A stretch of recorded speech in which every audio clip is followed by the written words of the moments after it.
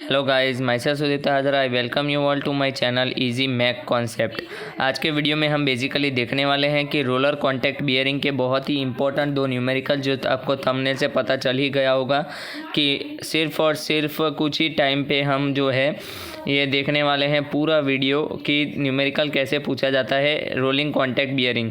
तो सबसे पहले आपको पता ही होगा कि एग्जाम्पल जो है ये 4th चैप्टर है। ये मैं बहुत सारे मटेरियल से ढूंढ के ईजीएस्ट सॉल्यूशन लाया हूँ आपके लिए। सो अगर आप मेरे चैनल पे पहली बार विजिट कर रहे हैं तो प्लीज़ सब्सक्राइब कर दीजिए और नोटिफिकेशन बेल आइकन प्रेस कर दीजिए, ताकि आपको आने वाले जो है जीटीयू एग्ज़ाम से रिलेटेड और अदर कम्पिटिटिव एग्ज़ाम से related information time to time मिलता रहे। ओके, सो जीटीयू का आईएमपी क्वेश्चन मैंने बनाया था कल ही। सो अगर आपने उस वीडियो को अभी भी नहीं देखा है तो आई वुड रिक्वेस्ट यू कि आप वो पहले देख ले, तो आपको प्रिपरेशन करने में इजी रहेगा, जिसका आपको लिंक डिस्क्रिप्शन पे मिल जाएगा। ओके, तो चलिए शुरू करते हैं दो न्यूमेरिकल। तो सबसे पहले ये एग्जाम्पल 4.3 लिया हुआ है मैंने।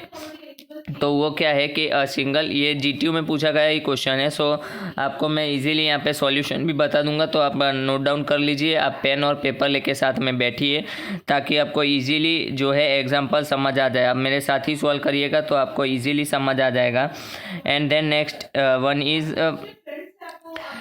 के बात ये है कि पहले एक क्वेश्चन हम देखेंगे, वो है कांस्टेंट लोडिंग का। फिर एक क्वेश्चन देखेंगे जिसमें लोड वेरी होता हो ऐसा। तो ये दो टाइप के एग्जांपल पूछे जाते हैं। तो सबसे पहले मैं आपको बता दूं कि आप अगर वीबी भंडारी लेके बैठ रहे हैं डेटा बुक में तो पेज नंबर 15.6 ओपन कर लीजिएगा, क्योंकि उस टेबल का हम यूज़ करके जो है आगे सॉल्व करेंगे।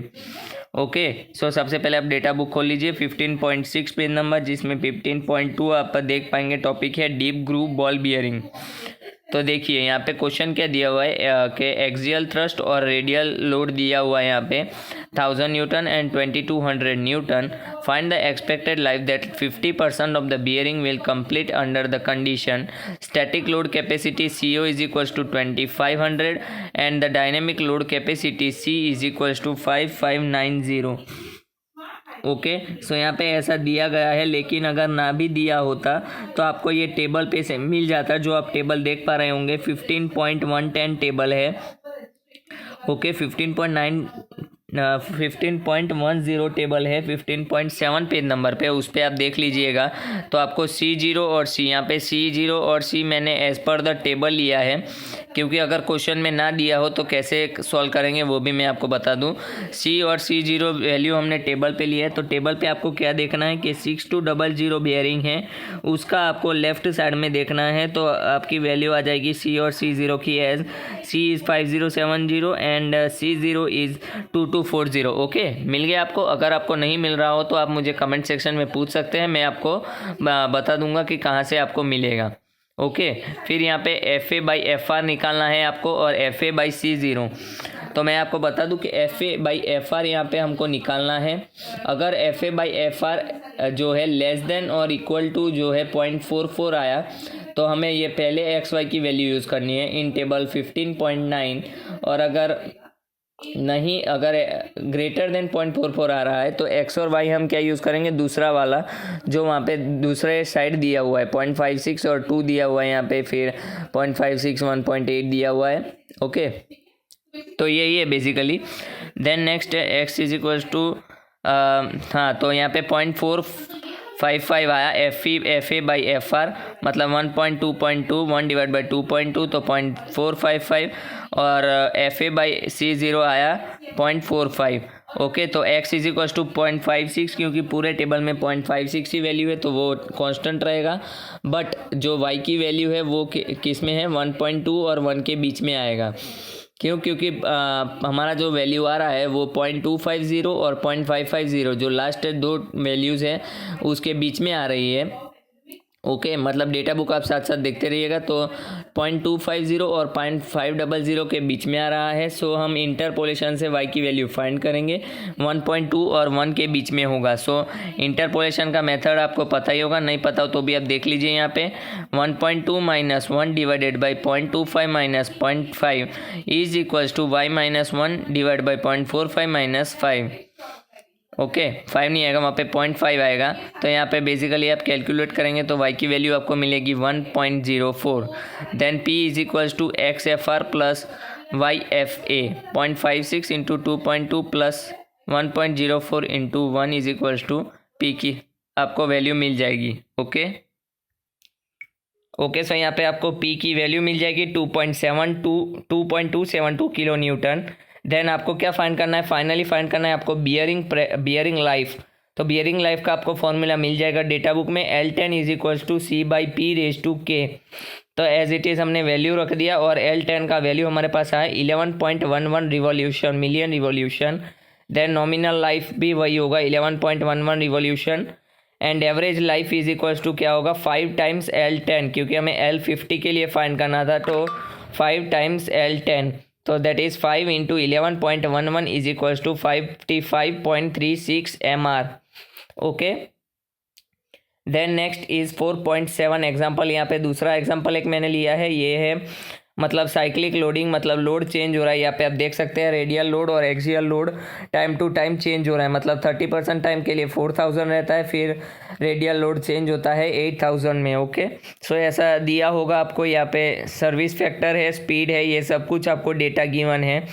देन आपको दिया है कि बियरिंग लाइफ है 10,000 आवर्स एंड रिलायबिलिटी इज 95%।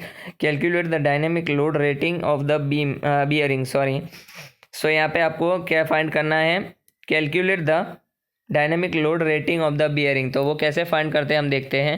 पहले PE1, तो PE1 में हम फॉर्मूला लगाएंगे इफेक्टिव प्रेशर का, तो is equals to SXVFR into YFA। तो आपको पता ही है कि S यहाँ पे 1.25 है, 1 इंटू 1 इंटू 4000 प्लस 0 इंटू 800, तो आपको 5000 आएगा। मतलब जो आपको यहाँ पे टेबल में वैल्यू दिया है सर्विस फैक्टर, S मतलब सर्विस फैक्टर, उस हिसाब से जो दिया है वैल्यू वो आप रख लेंगे।